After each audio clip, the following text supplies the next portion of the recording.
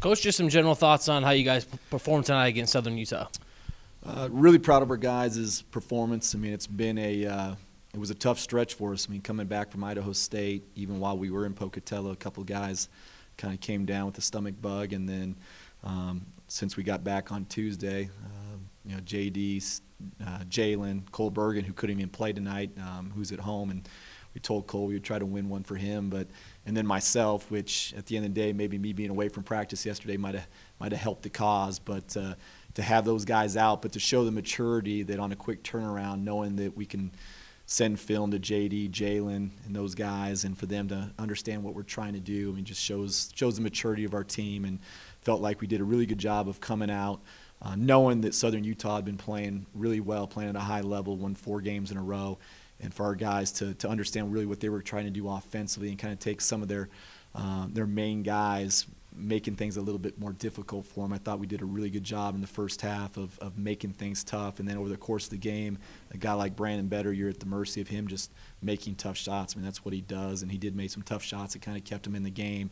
And then Jonah does what Jonah does, and Cameron, was their leading scorer coming into the game. For him to hold him to 2 points was a great job. I thought it was a great team collective effort, and we'll celebrate it here for about 3 hours and then turn around and get ready to get on the road and play at Northern Arizona on Saturday. So if you could expand on that a little bit, like you said, they came in one of the hotter teams in the country, 4-game winning streak, and you guys really had them off their game in the first half. What did you do to kind of get them off to a slow start so you could jump out to that nice lead? I thought the biggest thing that we did was understanding what they were trying to do, and they'd really try to manufacture points through their sets, and our guys understanding what they were trying to do based off of the formations, based off of where they were trying to enter the ball, and that's what you can do when you got a smarter team. And then give credit to JD, who I showed him after with all of us pretty much out with the stomach flu. I showed him, which he's the only one that was alive I think at that point. Showed him the playoff game or the NBA championship finals game when Michael Jordan had the flu game, and told them this is our flu game. There's no excuses. I mean, nobody cares that we're sick.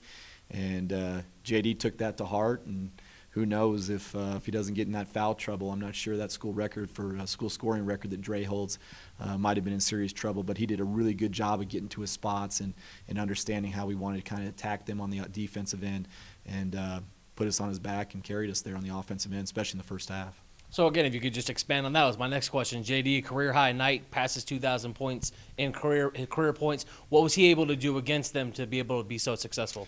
I thought he just did a good job of being patient, did a good job of getting to his spots. And, when he gets to his spots, I mean, he's a guy there's a reason why he scored 2,000 points. I mean, his ball goes into the basket. Still, some of those turnovers that, he kind of gets a little bit too aggressive on the first side.